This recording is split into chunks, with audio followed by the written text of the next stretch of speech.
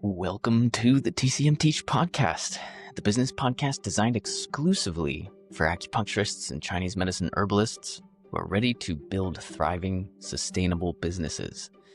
I'm Sabey Smith, a licensed acupuncturist, herbalist, professor, and entrepreneur, and I've spent years helping practitioners like you not only master their clinical skills, but also build practices that truly thrive. Today we're exploring something that often gets overlooked, but it is absolutely foundational. It's as simple as your mindset. The truth is, the way you think about your practice, your patients, and even yourself as a business owner shapes every decision you make. In this episode, we'll uncover the business mindset that every TCM practitioner needs in order to not only survive, but succeed. So, let's get started. But first, like any good practitioner, I have to give a little disclaimer. Please remember, I'm simply a practitioner here to support you on your journey. The information shared in this podcast is intended for educational and learning purposes only. It should not be taken as professional, legal, or financial advice. For guidance specific to your business, please consult with the appropriate licensed professional. Thank you. So, why does mindset matter so much in business? So a few things we're going to be talking about in this episode, starting with technical skills being essential. Yes, we know this. Your skills need to be on par. But your mindset is really what determines whether your practice grows or stays stagnant or stuck. And the last thing we want is some stuck chi coming along for the ride. Without the right mindset, even great practitioners burn out or they give up. And this is something that really frustrates me in the profession, especially in the United States, where I see so many great practitioners just trying to survive, and therefore they burn out and actually go for another job because they can't sustain, or they're just not running their business efficiently enough. So as a result, they leave the profession entirely, which is extremely heartbreaking. With the right mindset, your approach, challenges, different opportunities can come along the way. And if you stay resilient, you can keep moving forward as a result. So even when challenges come up, you can turn those into opportunities. And by building more resilience, you can still move forward with great success. So the first thing I have on my list of key points today is, what is a business mindset? Your business mindset is a set of beliefs, your attitudes, and the habits you bring to running your practice. It means seeing yourself not only as a healer, the thing you signed up for, but also as an entrepreneur. Most TCM practitioners understand what it is to be a healer. That's what you went to school for. That's what you were taught. That's what you studied. That's what you dedicate all your time to. But entrepreneurship, the schools just can't cover all of it. We're talking practically a whole other profession. And while, yes, there are business courses involved, I myself being one of those people that teach the business courses in the school, it just can't cover all of it. It's lifelong lessons. It's different laws in different states. There's so many different things that go into creating a business, and being an entrepreneur, the mindset itself is where we need to start. And it just can't be covered in the curriculum, or it's not covered effectively. Of course, all schools and teachers are going to do the best they can, but they have to meet standards, the national standards. Or unless you're California, the California standards, which are arguably even higher, right? So ideally, we want to practice balancing a couple things. We want to balance our compassion for patients, but we also need to balance confidence in our value. Usually, I have seen in businesses, a lot of practitioners struggle with this. They might have a lot of compassion for their patients, which is usually the case, but they lack confidence in the value that they're actually providing, or they're afraid to set prices on certain things. Or sometimes it can come off a little impersonal if you're trying to stack your clinic as much as you can, which can come off as less compassionate to patients. If you're trying to fit a lot of people within an hour, you can't dedicate the time that you want. So as a result, there are some common mindset blocks that practitioners end up facing, understandably so. So saying things like, I shouldn't charge too much. Healing should be accessible. Yes, healing should be accessible. However, it is not your job to judge whether someone can afford you or not. And if someone is need-based, you could put that into your business plan. Or maybe you take insurance, or only work with certain types of insurance, or write super bills. There are ways to make your healing accessible. And that really goes to your business plan. Saying something like, I'm not good at business is automatically going to set you up in a mindset where you're just not ever going to be ready to grow. By saying I'm not good at business, that's constantly practicing a mantra, I'm not good, I'm not good, I'm not good, which is the last thing we want patients to do if they're dealing with a particular illness. Saying, I'm not going to get better, I'm not going to get better, I'm not going to get better.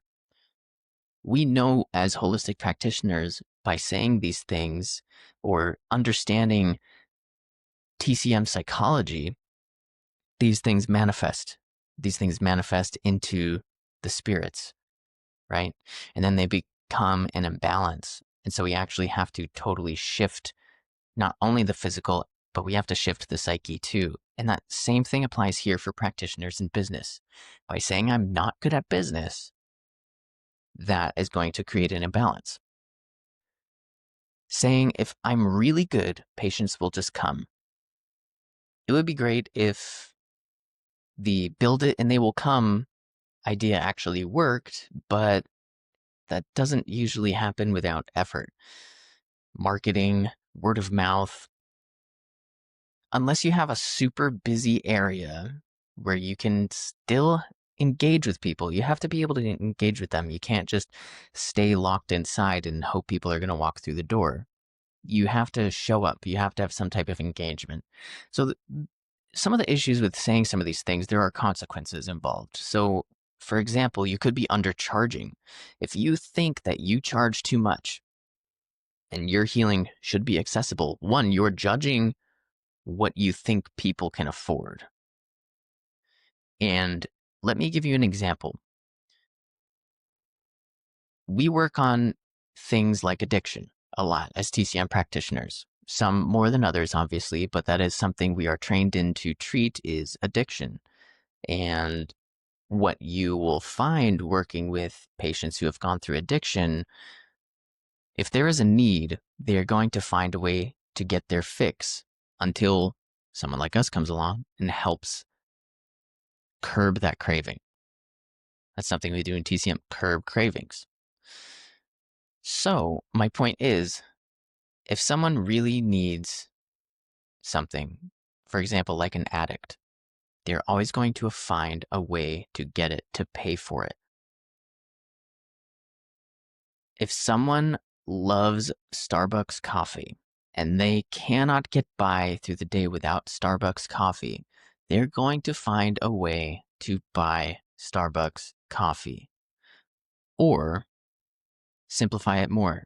If they need coffee, they're going to find a way to budget for coffee. My point is, don't undercharge at the expense of yourself, because someone is going to get what they really need or want regardless. If they really want to work with you, they will find a way to figure it out. And you can make yourself more accessible by building a good business plan, by providing payment plans, by using something like Square that offers Afterpay even. There are ways to put it into your business plan to make some of your treatments more accessible, some of your services more accessible. It doesn't have to be at the expense of your own pocket charging too little. You don't want to have poor boundaries either. If you are constantly taking in information from a lot of places and listening to what people have to say about advising about your business, which I've had patients try to advise me on business, and it is actually very funny because most of the time they have no concept of TCM outside of just getting a certain amount of treatments from me. And it's really funny because a lot of people like to give advice without fully understanding the whole story. On top of that, when practitioners are struggling for finances, their boundaries can be broken. Their boundaries can become less and less because they're doing it in the name of making money. It could be, sure, I'll show up on my day off just to help you, or this certain case, or I really like you as a patient, so I can come in an extra hour early because that's the only time you say you can come in. I have seen this time and time again. If they truly want to work with you and see you, they're going to find a way to get there at the times that you're available. They're going to find a way to respect your boundaries. And if they can't, they're actually not a good fit as a patient. And that can be really hard because then you feel like you're sacrificing money. But in the end, how much are you sacrificing out of your time and your personal life and your sanity? I've seen this happen way too many times. Practitioners lose their boundaries, or here, have my personal number. I'll check on you later, and then take phone calls on the weekends. Like, I was guilty of this when I was first starting out. I totally understand that. It was in the name of getting started. However, people will give you more respect with more boundaries too. Inconsistent income obviously is the big concern. You don't want to have inconsistent income, but you can prevent that from happening by showing up for your marketing, by utilizing word of mouth effectively, by putting on workshops or whatever it may be in your marketing. And we'll talk more about marketing in the future. The point is, the inconsistent income goes back to a few things. It goes back to your business plan, goes back to your marketing. If you're too focused on just practicing all the time and you're not showing up for your business, you could run into the issue of inconsistent income because you can't get new patients into the door. So you have to find ways to do that. Okay, next. Elements of a successful business mindset. Have confidence in your value. You want to charge fairly, of course, and you want to charge unapologetically. If you have confidence in your value, you will be able to say your price. It maybe feel a little scared, but it should be at a rate where you feel like you can back it. I've seen this happen in two ways. I've seen practitioners put their price too low and then burn out and get frustrated when someone calls them too expensive. And then I've seen practitioners put their price too high and then they can't get enough patients through the door because they're actually not that confident about the price that they're naming. So finding a happy medium is key in making sure that you personally can back up what you want to charge. My advice here is be a little scared of what you're charging, but we're going to go through some exercises and talk about this in future episodes too, of how to get to where we need to be mindset wise to charge what we truly need to charge. Okay, next, growth opportunities. See your setbacks as lessons. Don't become a victim of your situation. See your setbacks as lessons. Reframe those lessons to make them work for you. By seeing your setbacks only as problems and becoming a victim to that is constantly going to work against you. It is going to place you in a mindset where you're not going to be able to be creative, you're not going to be able to grow, and thus you'll be missing opportunities along the way. Setbacks are just ways for us to learn what we need to change for working more effectively moving forward. We want to maintain patient-centered thinking. So we want to focus on outcomes. We don't just want to focus on services.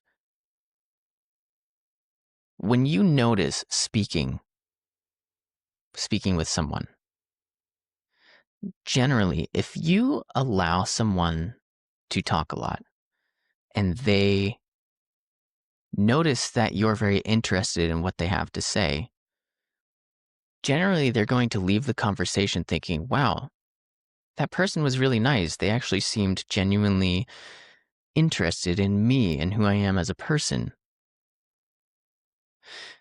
On the flip side, when you meet someone who only talks about, if you were to talk about yourself the whole time and not let them speak, they're not going to really feel like you cared about them. So this is the mindset I'm trying to explain here. If you're just focused on your services in your mind, it's like you're only talking about yourself. You're only talking about the acupuncture that you offer. But what you want to do is you want to shift it. You want to focus on the patient. You want to focus on what their outcome is. The acupuncture, the herbs, the body work, whatever it may be, that is the way to give them the outcome. So no offense, it's not really about you. It's about how you and your business are simply a catalyst for the outcome. And that is for the patient. That is not for you. You just get a payment as a result of creating that outcome. So don't just focus on offer this. Focus on, I can get you here. I can change your life by. You will have more happiness, stress-free life, whatever it may be. Focus on that. Patient-centered thinking. It's not about you, it's about the patient. Keep it that way as you build your business. Maintain consistency and discipline. Showing up for marketing, creating efficient systems, and establishing great patient care. You need to show up for your marketing. Even if it's word of mouth, you need to be using your mouth to market. Okay? If you're not leveraging reviews, if you're not getting out into the community for people to get to know you, handing out business cards, if you want to do that word of mouth marketing, then go do word of mouth marketing. If you want to show up on social media, you need to be consistent showing up on social media. If you want to nurture an email list, you need to nurture your email list. You can't take tons of time off expecting for people to remember you, because in the end, they're going to forget about you if you don't keep showing up. Keep showing up, and that's how you build a business. The key to that is the consistency. Building efficient systems is going to allow you to show up more for your business and more in your personal life. If you need to pay for something, but it's more efficient, map it out. What's the return on investment going to be over the next 3 months, 6 months, year, 5 years, 10 years? Think about longevity, not just in the present. Just because something costs something now does not mean you're not going to profit from it later. Do the math. Focus on that patient care. Maintain an abundance mindset. You have to understand there are enough patients for everyone, and focus on collaboration over competition. Every time I have collaborated with other practitioners, it's gone amazing. There are very few cases where you're going to quote unquote lose a patient. It actually works even better when you have solid referral. So if you create a great referral network as a practitioner, it actually looks even better on you, because if you refer patients to other practitioners, if they have the same abundance mindset, are also going to refer over to you. As a result, you create very happy patients, and you can create a really great network to work together.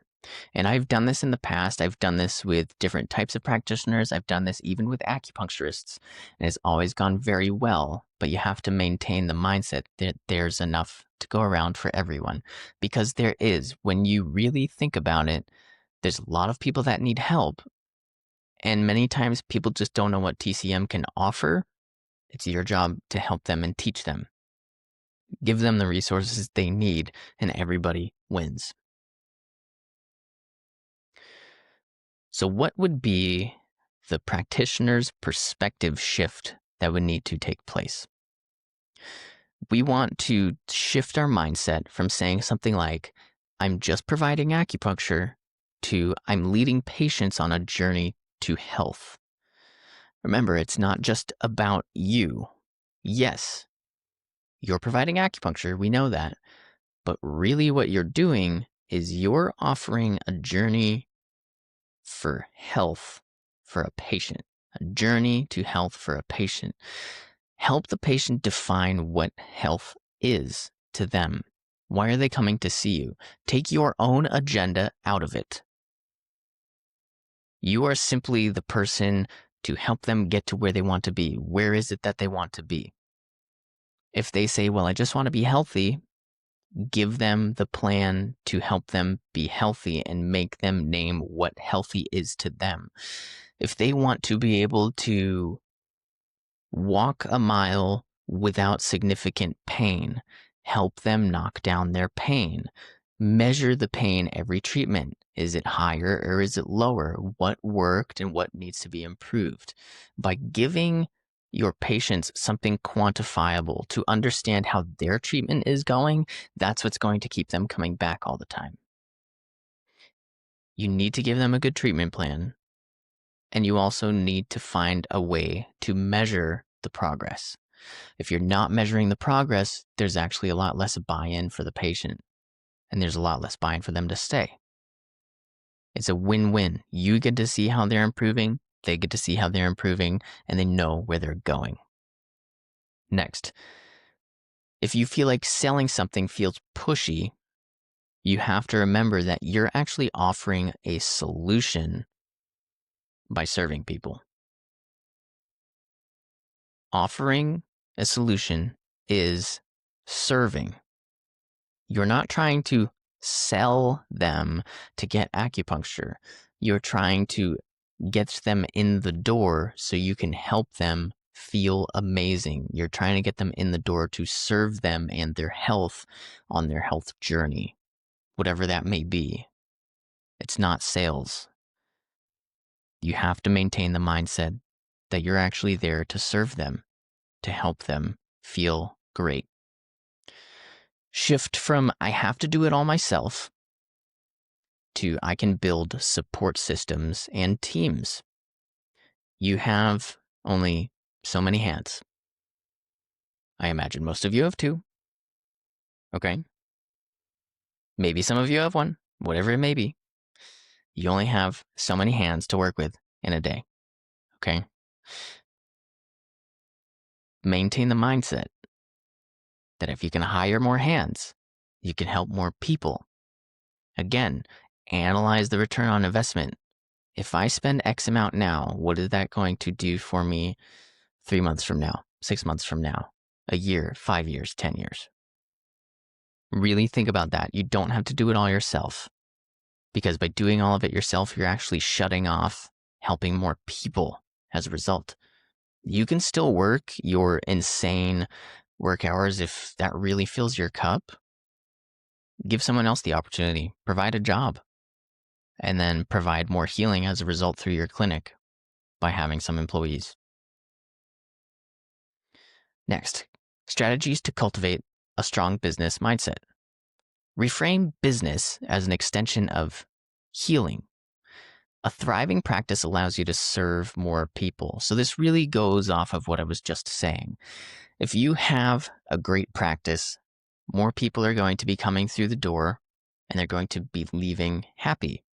Now, if you scale that practice, even more people are going to come through the door and they will leave happy. By having a great business, you can help more people. The whole reason you went to school in the first place. Practice money mindset work. You can journal about your value. You can practice saying your rates confidently, whatever that may be. Journaling sounds silly, but it's even something I do personally just about every day to organize my thoughts, to make sure I understand where all my ideas are going, and also analyze if I'm falling off track a little bit in any certain categories, business wise or personal, actually. Just practice your money mindset. See when insecurities pop up and find ways to move through them. Build community with other practitioners for encouragement and perspective, whether this is in person, online. I have done this a lot in the past, and it is wonderful. Getting to hear what other practitioners are dealing with or going through, or maybe helping each other learn different techniques, is a very rewarding experience. It creates really positive community because in the end, there's not a lot of TCM practitioners in the world, let alone where I am in the United States, for example. By working together and sticking together, everybody can have a great experience and we can help more people as a result. Because we decided to learn this profession and we can do great things and we need to teach other people that we can help them. And as practitioners, it is important to support one another because then everybody wins. Invest in mentorship or coaching, education, whatever systems that might support your growth. Look to find someone that you want to be like, or find a business that you want to run with, like a business model. Find someone to push you. If you don't have anybody to push you, it could be really difficult to move forward. And when we become complacent, sometimes some holes can open up in a business, or maybe we lose some consistency or discipline as a result. Even having an accountability partner. So, for example, going back to that community with other practitioners, that could be really helpful to also just keep you moving forward as well. Practical exercises to strengthen your mindset. Okay, so write down your top 3 limiting beliefs around business, then rewrite them into empowering statements. Limiting beliefs, like we were talking about before, could have something to do with money or boundaries or scheduling, whatever it may be. Write down your top 3 limiting beliefs that you can recognize right now. Write them, shift them into empowering statements. Like when we said, I do acupuncture. Well, actually, I'm leading you onto a great journey to health. If you really can't find your limiting beliefs, talk to someone you know, talk to a friend, and have them pick them out for you. Hey, what do you see I struggle with often? What am I at my best? What am I at my worst? Who are you right now as a result? Each day, note one win in your practice, big or small. And I know this as an athlete, as a coach, we have to celebrate the small wins. We can't just focus on the big picture all the time. We have to celebrate small wins along the way to get to where we're going, because that's how we move forward. If we're not seeing any progress, or if a patient, for example, wasn't seeing any progress, where's the buy-in for them to keep going? Celebrate wins. Visualize your ideal practice. What does your schedule look like? What kind of patients do you attract?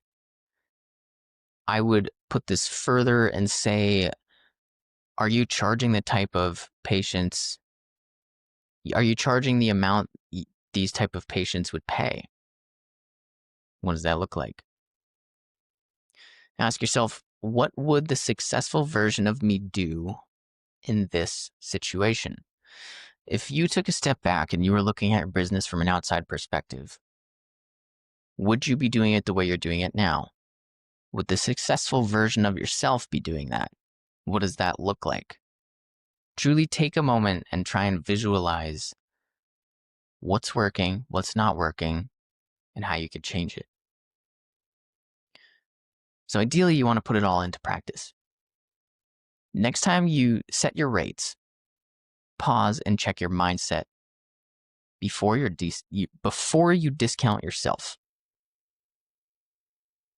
If you are not charging enough, you could end up feeling bitter if not enough people are coming through the door. You could get really frustrated because maybe it feels like someone's not recognizing the sacrifice you're making to make your rates so low because they don't understand all the things that go into a business. But that's not their job. That's your job. If you're charging too much to the point you're actually not confident about it, it's very hard to sell something you don't actually believe in. I'm not saying you don't believe in your practice. Maybe you just don't believe in your price. So find a happy medium. Where can you be happy? Making enough. Maybe it feels a little uncomfortable to go to that price, but that usually means that's the place you need to be to truly be pushing yourself forward in your practice. If you really want to be affordable, write a good business plan. Find a way to make that happen. If accessibility is your issue if you want to be accessible for truly need-based patients, find a way to do that in your business plan. It doesn't have to be a nonprofit. It can be for-profit, and there are ways to do that. Start investigating how. Approach your marketing not as selling. You want to share stories of healing instead. You are not so focused on selling acupuncture, talking about yourself. Remember, it's not about you. It's about the patients. Where's the buy-in? If they hear that their friend had great success and they're dealing with an issue as well, and their friend says, oh yeah, you should go see Dr. Matt. He can really help you with this. Boom, they start walking through the door. It's not about you. It's about the patient. It's about the patient outcome. Create daily habits that strengthen confidence through avenues like affirmations, journaling, short business check-ins, whatever it may be. Find ways to strengthen your confidence, because if you're not confident in your business is going to suffer. You need to show up for yourself and show up for your business every single day. Okay? You don't have to work on business every day. Taking rest time also is a form of showing up for yourself and your business every single day. So that way you can recuperate. The last thing we want is for anyone to burn out, because then we've already gone too far. So affirmations, ways to build yourself up to the point it becomes true. Journaling, organizing yourself, making sure you're filling up any gaps or loose areas that business seems to be not functioning the way you want. Finding a coach, finding a mentor, someone to push you further. Truly check in with your business, the numbers, the services, and map it out. What is this going to look like in 3 months, 6 months, 1 year, 5 years, 10 years? So I'm going to leave you with this. Your mindset is the foundation of your business. With the right beliefs and habits, you don't just build a practice, you build a life of purpose, stability, and freedom. This all goes back to your business plan. So I did create a resource called the Mindset Startup. So that's something that's available for members that correlates with this episode. So you can go use it. In our next episode, we will be diving into discussion about pricing your services without guilt or fear. So stay tuned for that. And until next time, be well. Thanks for tuning in. And we'll see you in the next episode. See ya.